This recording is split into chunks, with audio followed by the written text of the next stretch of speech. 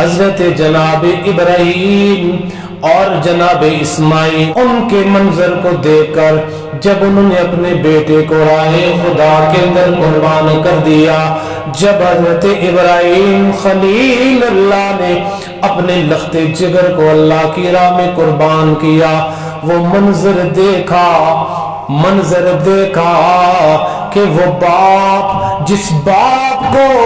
92 سال کی عمر میں اللہ نے اولاد عطا فرمائی، ایک ہی بیٹا،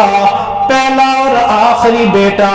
بعد میں اللہ تعالیٰ نے جناب اسحاق علیہ السلام بھی عطا فرمائے، لیکن یہ پہلا لخت جگر نور نظر جس کو دعاؤں سے منتوں سے مانگا،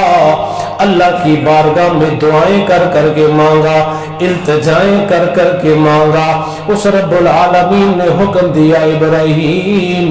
اپنے اسماعیل کو میری راہ میں قربان کر دیجئے۔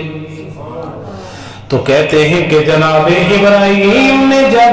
جناب اسماعیل علیہ السلام سے فرمایا، اے میرے بیٹے، میں خواب کے اندر دیکھتا ہوں کہ میں تجھے قربان کر رہا ہوں۔ علامہ اقبال فرماتے ہیں کہ بیٹے نے یہ نہیں کہا ابا جان میں آپ کی واحد اولاد، ایک اکیلا بیٹا، اگر میں بھی چلا گیا قربان ہو گیا آپ کی نسل ابراہیمی ہمیشہ کے لیے ختم ہو جائے گی۔ نانا بلکہ حضرت جناب اسماعیل فرمانے لگے، عرض کرتے ہیں ابا جان جو حکم میرے رب کا ہے، جو رضا میرے رب کی ہے، جس رب کی رضا ہے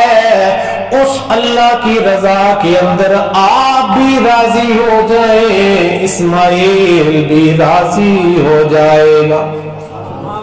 تو جناب شاعر مشرق فرماتے ہیں کہ حضرت جناب اسماعیل کو کس نے سکھایا، کس مدرسے سے سکھایا گیا، کس اسکول کے اندر یہ بات بتائی گئی کہ والد کی حکم کی نافرمانی نہیں کرنی، اللہ کے حکم کی نافرمانی نہیں کرنی؟ آپ فرماتے ہیں کہ یہ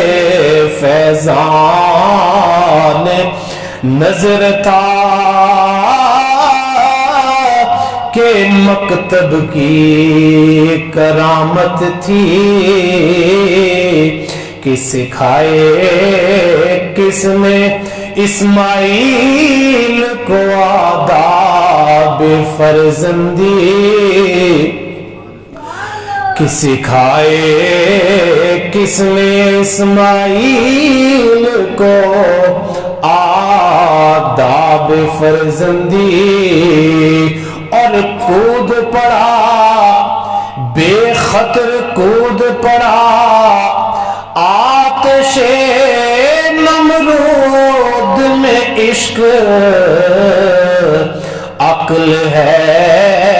ماوے تماشا